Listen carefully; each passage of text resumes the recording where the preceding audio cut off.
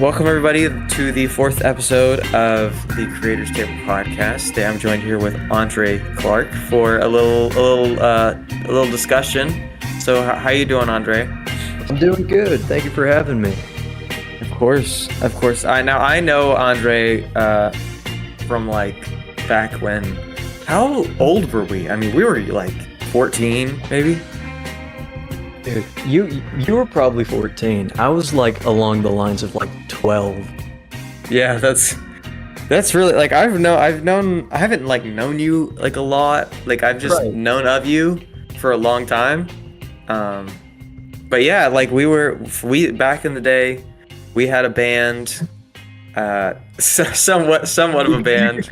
Yeah. Yeah, if you even wanted to, we met for like 2 practices. It's crazy because like I mean this in the best way, dude. Like you were like short, you had like a high, you know, you had that young voice, and now it's like it's weird. Like I don't even see you as the same person. It's really strange. It's the same for me too. Like, dude, I was 12, so still had my baby voice and everything, and now we're like the exact same height or whatever. It's weird. I didn't grow at all, dude. It's crazy.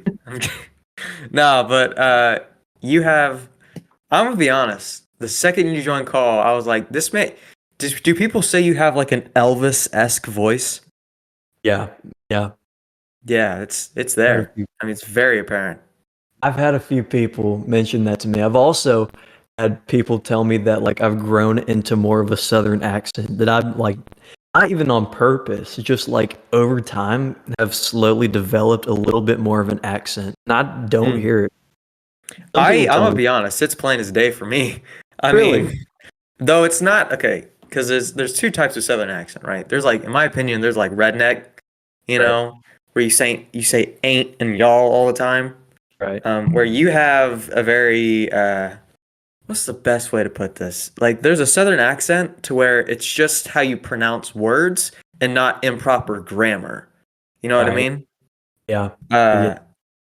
And that's what I sense. Your parents don't have Southern accents though, do they?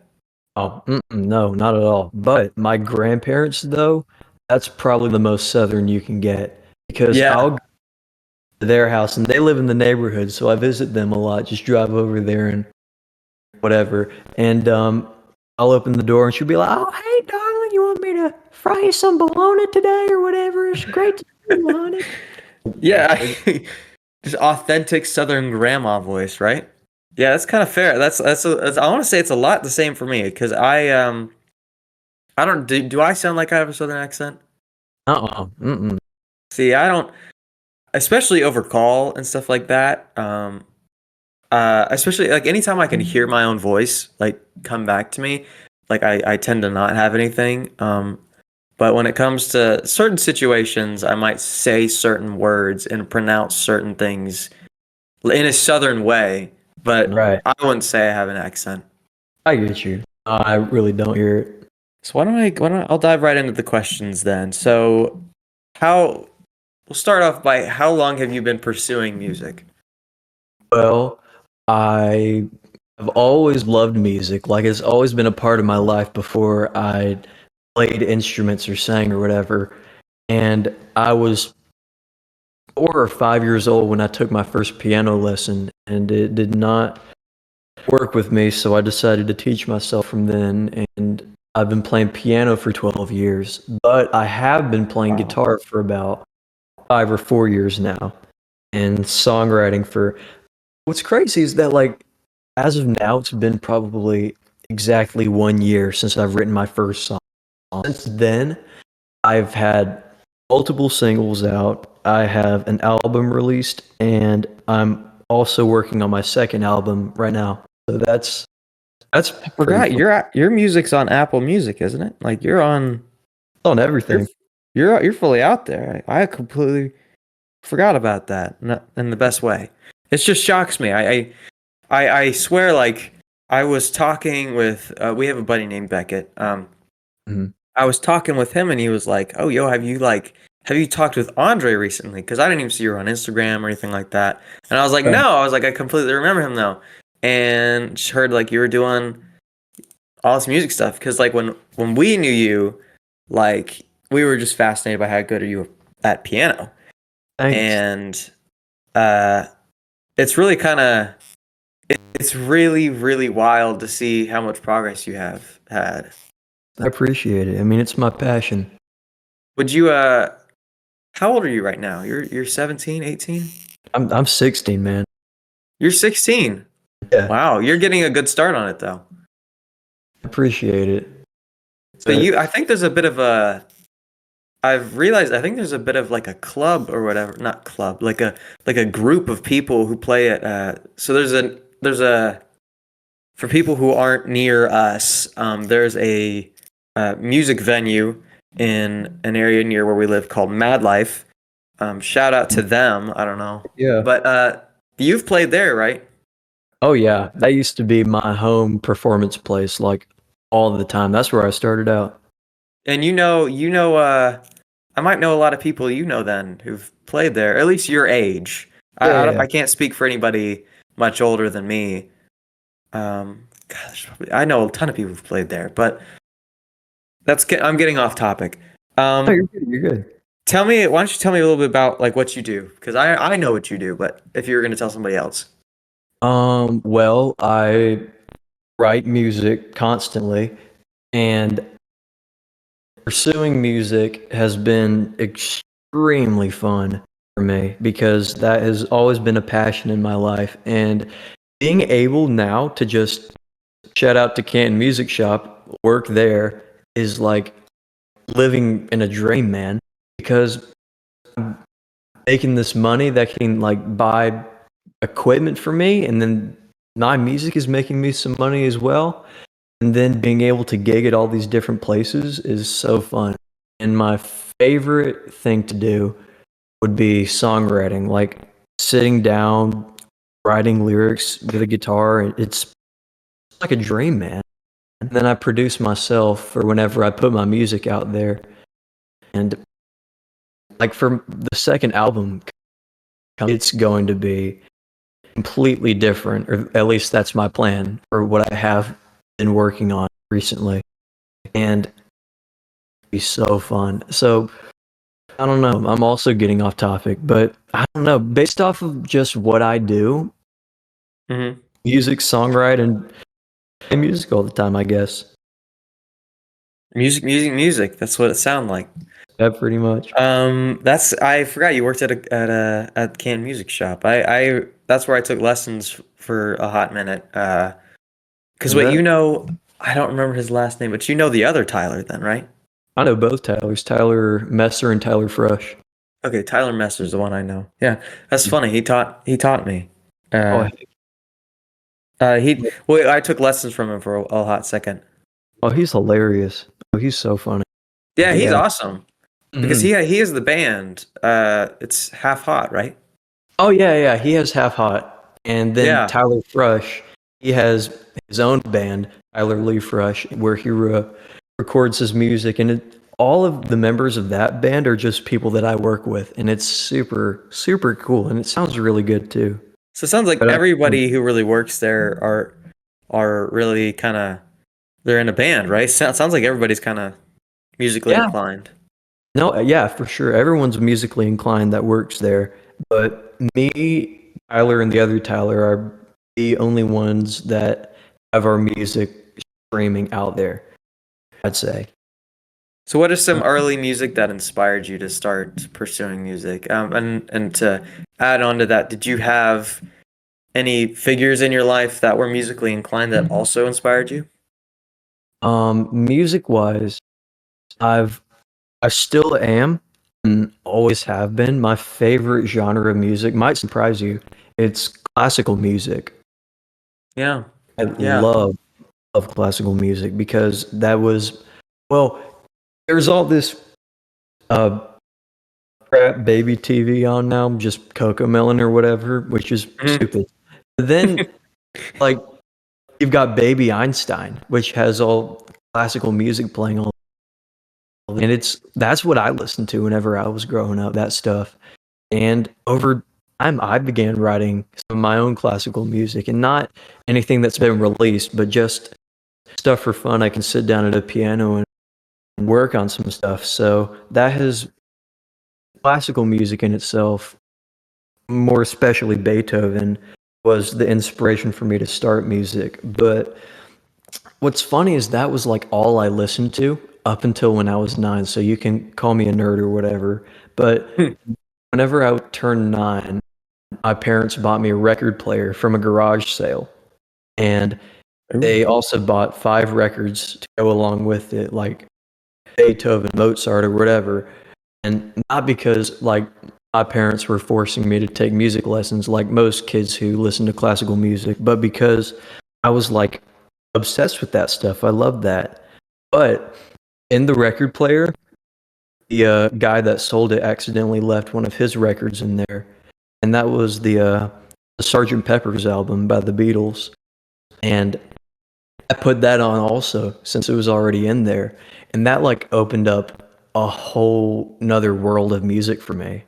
And that was what really inspired me to start playing music and then exploring all these different kinds of realms of the music world also. So the Beatles are still my favorite band and have I been. knew it. Yeah, of course you You knew have that. not changed. You have Yeah. not changed. Music Uh, wise, like music taste wise, I've changed a lot, but at the same time, no, the Beatles are absolutely still my favorite band. And I love to hear that. I don't remember any of our conversations from like 5 years ago, but like I'm sure I talked about them all the time. I'm pretty positive. Oh yeah, I'm. Look, I'm not like not to. You were a big Beatles fan, and that was very apparent. Yeah, I And I was. love the Beatles as well. Mm, But I remember you sat down and you were playing your piano. mm. You had this really nice keyboard that you were showing us, and you were like, "Oh, let me show you all the Beatles songs I have memorized." And you just sat there and played like a ton of Beatles songs just that you had memorized Oh because my you god! love the Beatles, and who couldn't love the Beatles? Just saying. Like, holy crap! I was a nerd. Heck yeah! No, Yeah, it's. I think it's good. I think it's great. I still love their stuff, but like you see, at that time, I like was very closed off to a lot of things, and whenever I opened up that new realm of music with the Beatles, that was then all I listened to the point that like every single thing in music I focused on was the Beatles. And while they are still my favorite band at that time, it was only them, and those were the only kind of music stuff that I loved. But now, I oh, believe me, I love the Beatles, but now it's just so much more stuff that I listen Hmm. to. It's great. And what you were asking me, the second question of any people in my life that have inspired me to start music or just have been a big inspiration. My number one answer would be my uncle, Uncle Bryant. He is a phenomenal songwriter and a really good musician too. And he is hopefully going to get some of his stuff out soon as well because it's so good, way way better than I could ever imagine writing. And I give him a big piece of the credits roll whenever I die about my inspiration and just influences in my life. He gets a big part of that just because of his music and what he's taught me and we've talked about. Like, yeah, no, he's great. He's great. Yeah, no, absolutely. That's really awesome. I mean, that's I the guy I had on last night. Um he kind of was in a different situation. I always find it very interesting with people who have kind of a musical figure in their life because I know some people are like, oh, like my dad was in a band, my mom sang in the church choir, something like that.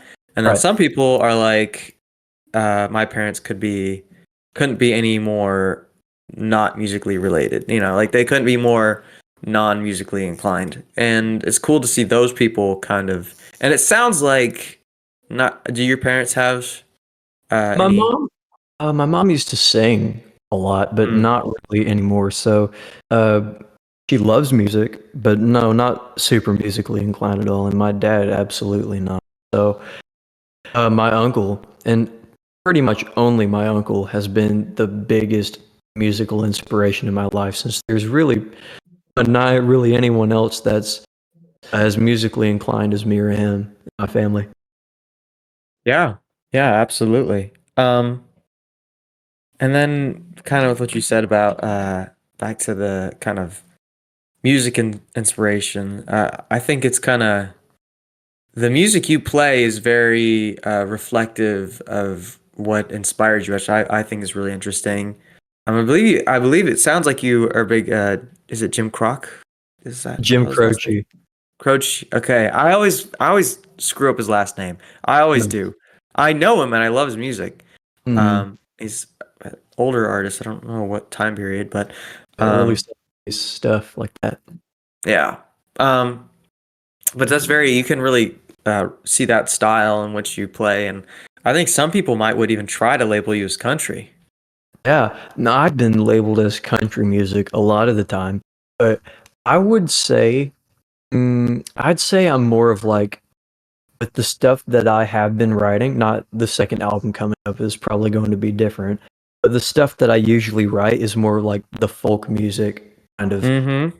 genre. Maybe it can be a bit country, but there's a difference between listening to a country song on the radio and listening to my music, and then listening to an old folk song from the 70s and then listening to my music. And it I like, would fully agree. mhm. But oh yeah, Jim Croce has been a massive influence on my life. Absolutely. And his song Operator is still without a doubt my favorite song of all time. Oh wow, yeah, I know that song. Yeah, that's a great song. That's a great favorite song right there. Would you? This is a random poll. Would you say what are your thoughts on John Denver? Ooh, I love some John Denver. Just fits in along the lines of that 70s folk stuff. Though he is a lot more country as well too. But I'm That's not. I would say Love, that's the vibe I get from you, and I personally don't see Denver as country as he's labeled. right. Um, he's got a country accent, and he has songs that are I would say are country, but like the songs that I like for him, I wouldn't say are country. So I'm sure you've got fans. I'm sure you have supporters. Do you have any interesting fans or supporters to talk about? Hmm. It's hard to think about. Um, last year they had a piano in the chorus room of my school. I was friends Hmm. with the main chorus teacher of my school, and I still am. But we were friends outside of school, and then he turned out to be the chorus teacher, and I was like, "Oh heck yeah!" So I went into my lunch period in there and played piano a lot of the time. And that part of that year, I had the whole like class of chorus girls like, trying to be like obsessed with me and stuff. And I'm not trying to brag or anything or like say I'm like absolute friggin' as the kids say, Riz God or whatever. But like, no, it was so funny. Like whenever I would just be what's really funny is that I'll be working so hard on not just guitar and songwriting, but piano is also a passion of mine. So I'll be working on like a Rhapsody or a concerto by Rachmaninoff or Liszt or whatever, a fancy classical song that takes me so long. And I'll sit down on piano and play it, and then a girl will come up to me and be like, "Hey, can you play Runaway or can you play Golden Hour?" And I'm like, "Nah, I'm sure I Yeah, can." that's so awesome. I love that you have to go through that in the best Oh, way possible because absolutely. you're over here trying to learn these symphonies and such and these great historical compositions and they're like, "Can you play Golden Hour? Oh, can you play?" The Yeah, Runaway is hilarious. Runaway dude, is absolutely hilarious if people actually play that. it's so funny, man. I'll be like working so hard or like just going off on the piano after like not practicing today or whatever. Or no, just I wouldn't call it practicing. I wouldn't say I practice music. I just play music all the time. After like not Mhm. playing piano today, just going all the way off on the piano just so I can like hear what it sounds like because I want to hear myself playing all these different like compositions, like you said. And then a girl will walk up to me, be like, "Hey, can you play Runaway too?" And I'm like, "Yeah, I'll play Runaway after this. Can you play it now?" Fine, yeah, I'll play Runaway. Then I'll just be ding, ding, ding, ding, ding, ding, ding. And she'll be like, "Oh my god!" I'm like, could you have Come said "oh my on. god" or something like that to what I have been playing? It's just such a not to be mean and not to say like to it's weird that I just find it strange when people ask people that because like I low key was my buddy had a piano at his house and I was like I'm gonna learn that. Like Yeah, I straight up just like I've never played piano, I've never even tried to learn piano and I just sat there because it's not saying like you're not like talented to know how to play it, but it's like I see what you're saying. Like you have these songs that are really stretching your capabilities and what you're good at. And I think that's what you should always strive to do. Like if you're good at something, then find the thing that's more difficult. thanks, man. Um, I appreciate it. but Hmm? when it comes to like Runaway, it's so easy. I mean, come on.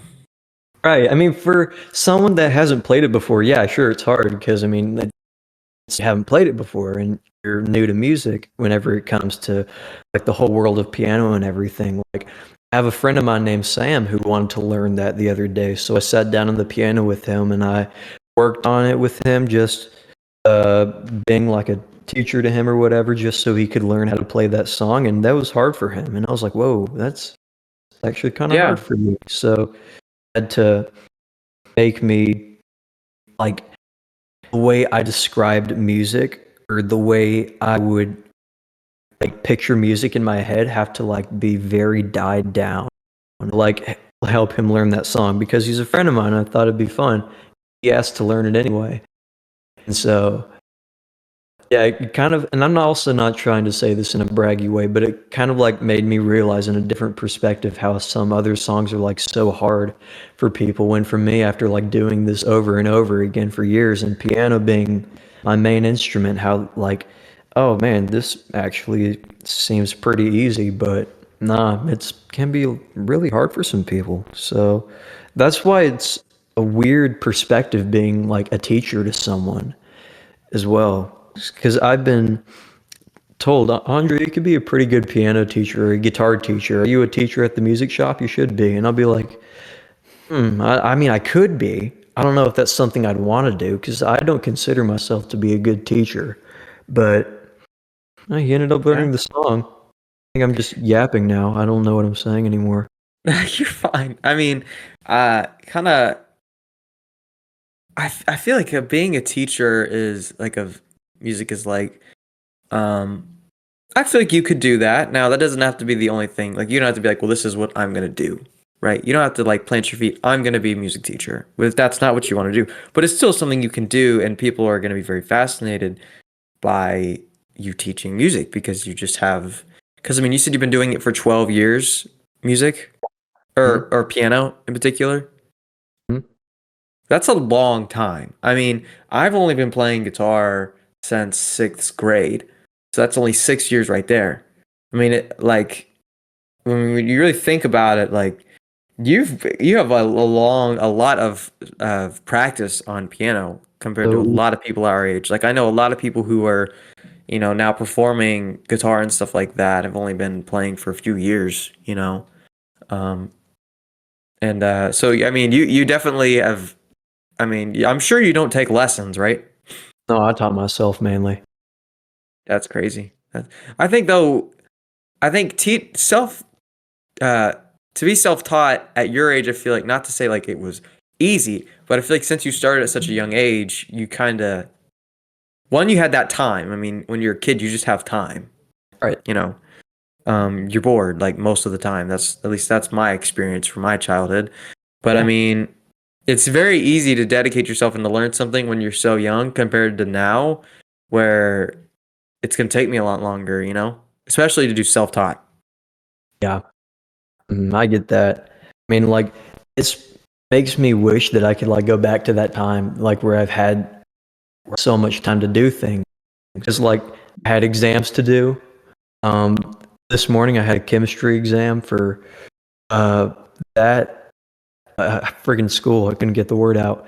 But then Hmm. after that, I drove home, and now I'm on this podcast, and now I have to leave for work in a couple of hours too. I'm so busy all the time, man. Yeah, yeah. That's kind of how it goes. I mean, did you where maybe my next question will be where are some how many events have you played? If you have a if it's an easy number for you to calculate, kind of what's been some of your favorite experiences playing in front of people? I think it'd be an easy number for me to calculate because, well, while I do work at the music shop, my like biggest main source of income for me is like whenever I get a gig somewhere and what I get paid from there. So yeah, I don't think I can give you a specific number, but my favorite gigs that I've done have been the times that I've been on the big stage at the At Mad Life? no, the Mill in Etowah. Oh, at the mill. Oh Yeah, yeah, I can't believe I've yeah. missed those. Oh, dude. Oh, they're so fun. Like I'm friends with the sound guy over there, and the Mill is now pretty much my home for music. It used to be Mad Life, but now I play the Mill so much that that's become my main place that I play at. And whenever I get the chance to, have my own show, big stage, which I have a couple times, those are always my most memorable and super fun ones. And I've played indoors at Mad Life a few times as well, and those have also been big memorable moments for me too. Getting to open for all these bands and stuff, and hopefully soon getting my own show at Mad Life on the big stage. So yeah, I guess whenever it's a really really big crowd or just feeling that giant stage presence, you feel like, man, this is like a core memory for me, and it really has been like that for me. Those are the ones that Yeah. I can remember the most, and find like the happiest times playing music would be like with a big crowd and Yeah, for sure. I definitely stuff. get that. I mean, it's it's I'm sure you'll keep going on to bigger stages and bigger venues. Would you say you're nervous for each of your times you're playing still or no? Not at all, since I do it all the time. I like the big stage at the Mill in Etowah, right? Oh yeah, of course. Yeah, like that's a big stage, and it's of certain events. It gets a big crowd too. Like whenever I go up there, it's like, all right, cool, playing at the Mill now. Walk on stage, play some music, and walk off in front of like 2,000 people, and then I'll walk off stage and I'll be like, heck yeah, let me just grab a bite to eat now. I'm not nervous Yeah. for anything anymore since I just do it so much. I That's really guess good. that's yeah. I guess well, that's a good mindset to have, and it also just takes time to get to that point as well. Yeah, So yeah, you absolutely. do you play places every now and then? Oh, I'm gonna be honest. Me and playing guitar have it's been a minute. It's been a minute. I don't play as regularly as I used to. I would say as a player, I know the basics and maybe a little some, but I would say I'm no great guitarist by any means. It's one of those things where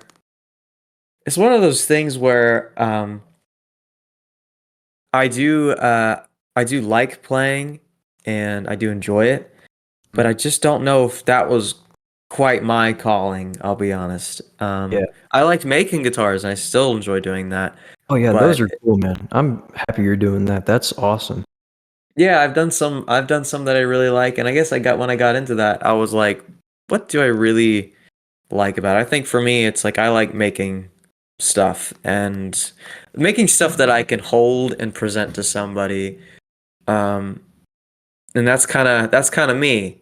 And Yeah. not obviously not to say anything against like if you're playing music. I think making music's awesome too. It's just not what I was great at. You know what I mean? Right. No, yeah, everyone has their own role in life. I get that. What I want to do, I want to get into that uh, kind of thing for building guitars as well. And building instruments. That's what I really, really want to do also. Like, not blocking out writing music and performing music. No, that's absolutely what I really want to do also. But I would also really, really want to get into that realm of It's a cool stuff. thing to try. I Yeah. mean, I would, if you ever want some recommendations, I mean, I would start with one of these kit type deals. Yeah.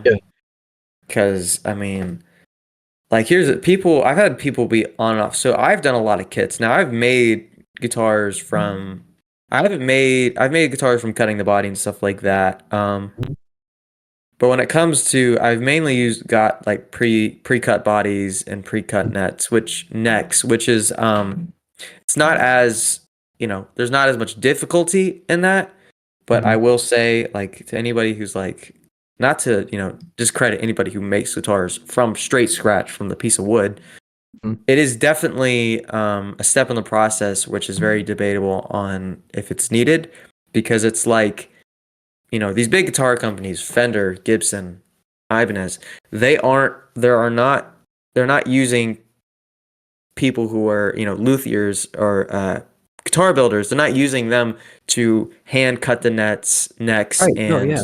hand shape. They're not doing that. They're using CNC machines and these heavy machinery to pre-cut them.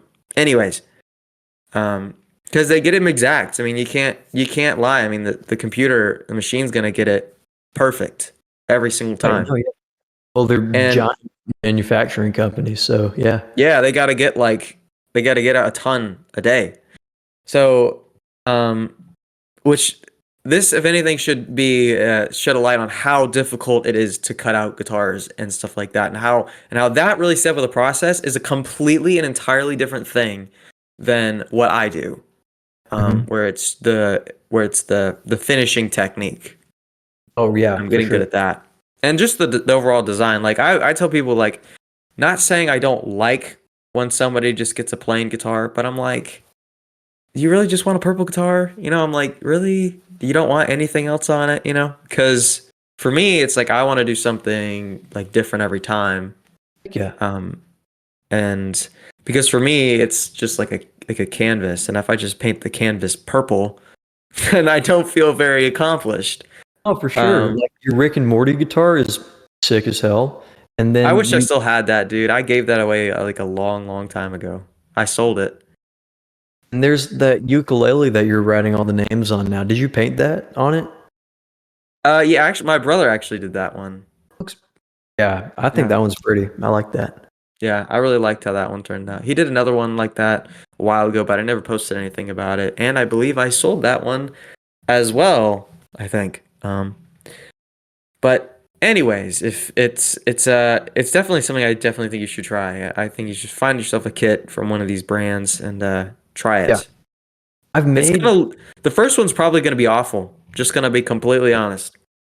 But No, yeah, first I have built a guitar from one of those kits before, and no, oh yeah. believe me, I am looking at it right now and it is awful. So, Yeah, that's how it goes. Don't worry.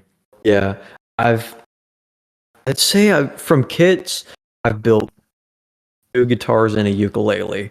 But like I want to get into that uh stage where I can like buy the wood from or just buy like a spruce or mahogany plane of wood like from online or wherever, Home Depot or whatever, and then like cut it out and route out the stuff, Yeah. everything.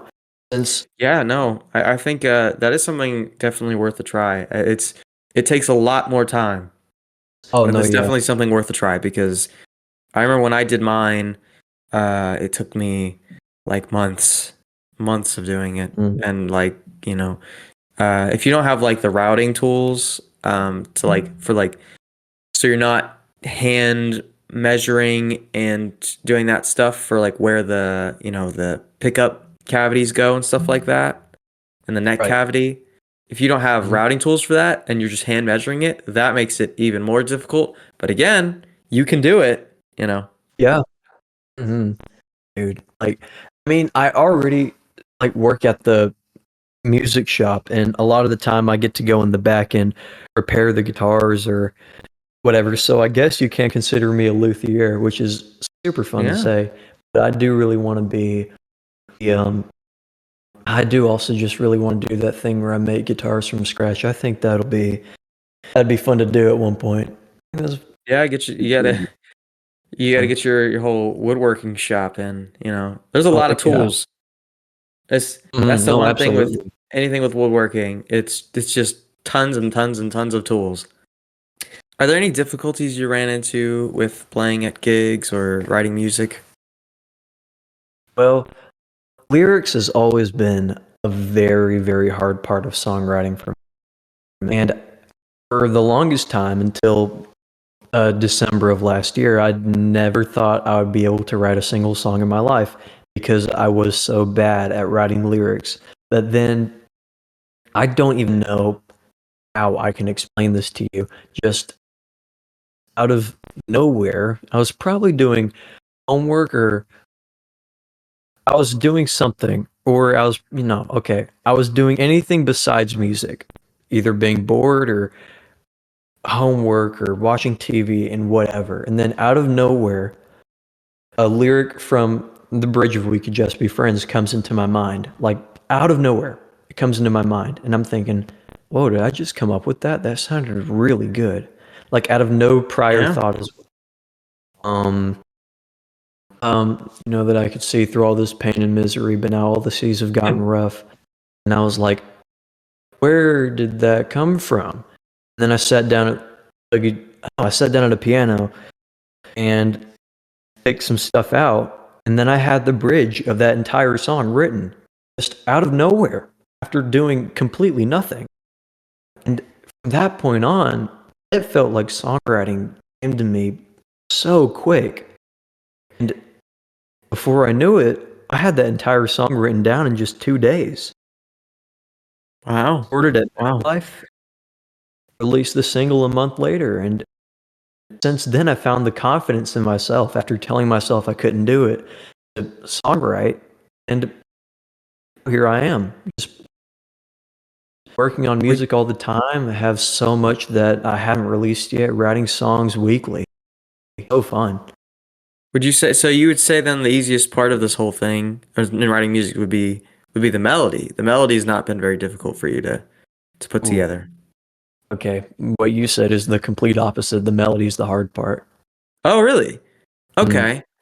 Oh, right. I'm sorry. Well, then, how would you say is it the fact that putting the melody together is hard, or finding the right melody? It's a little bit of both. It's a little bit of both. Mm. Because I can write lyrics now easier than I did. It's still a little hard, but I can still write down lyrics fairly easily. And guitar is easy as well, but it's the way to fit the lyrics into there, just coming up Mm. with a melody or whatever. And Yeah.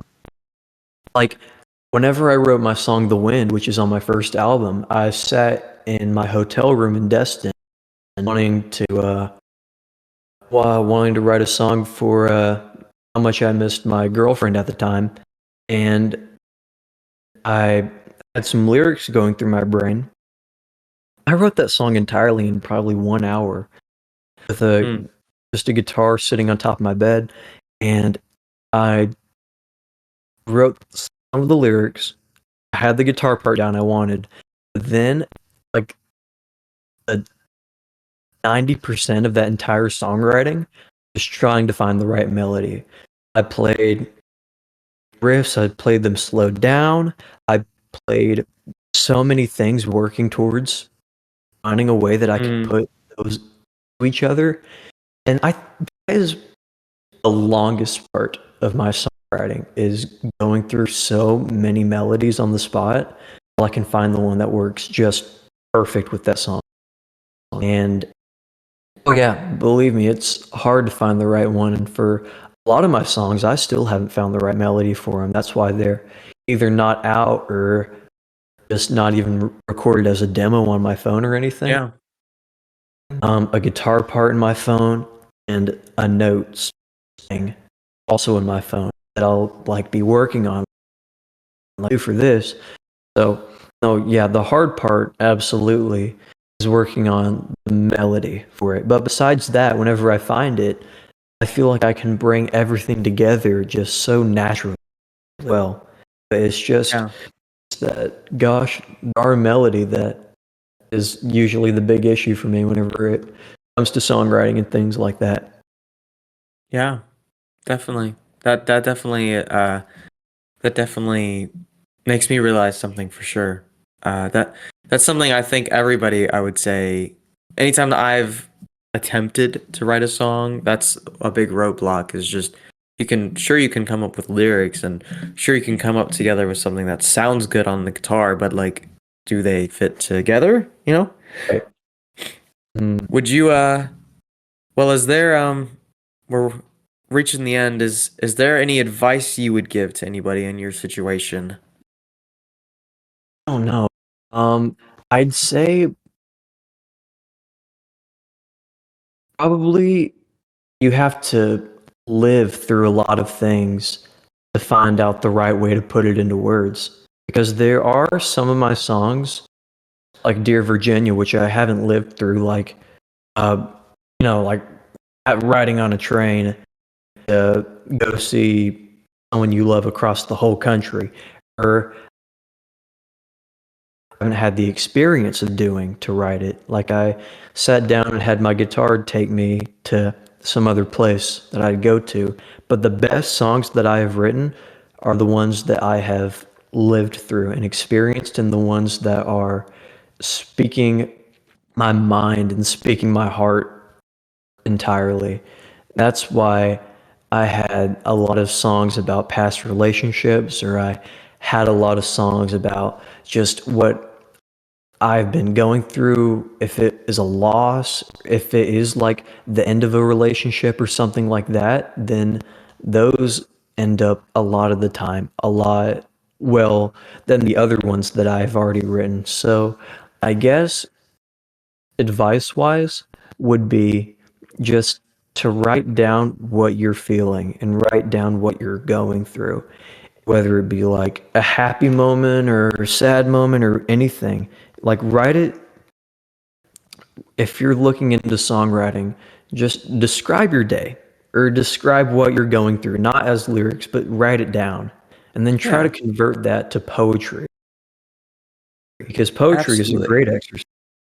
So convert what you've written or talking about your day into poetry, and then go through some chord progressions just for some simple songwriting. Go through some chord progressions and find a way you can fit that in there. Take the time to find that melody that you can go for. And if you're planning on pursuing music in your future, it would just be to dedicate a lot of work into it. Don't just put things off to the side, and make sure you get gigs where you want to go, and you absolutely have to have a burning passion for what you're wanting to do, and that will take you very far in the future as well if you're wanting that to be your passion for music. But do what your mind is set on, and more importantly, do what you believe God is wanting you to do with your life as well. I guess that'd be my advice. Yeah, yeah. I'd sum that up with singing right from the heart. That's a Yeah, very good. It's a very good thing to tell people. thanks, man. Um, well, I want to thank you for being on my podcast, and I want to thank everybody for listening. If you're interested in seeing more of Andre's content and songs he's writing, I'll have some stuff in the description of this video or wherever you're listening to it. It's where you can find some of his stuff. And if you have anybody, uh, if you have anybody that you know who would like to be on the podcast, you let them know they already have an invite and that they just need to message me. Because I'm sure you know plenty of people in the music area. So if they want to be on and they're listening to this, you have an invite. Just so you know. Yeah. Well, if that's it, then I want to thank you for joining, and thank you guys for listening, and have a great day.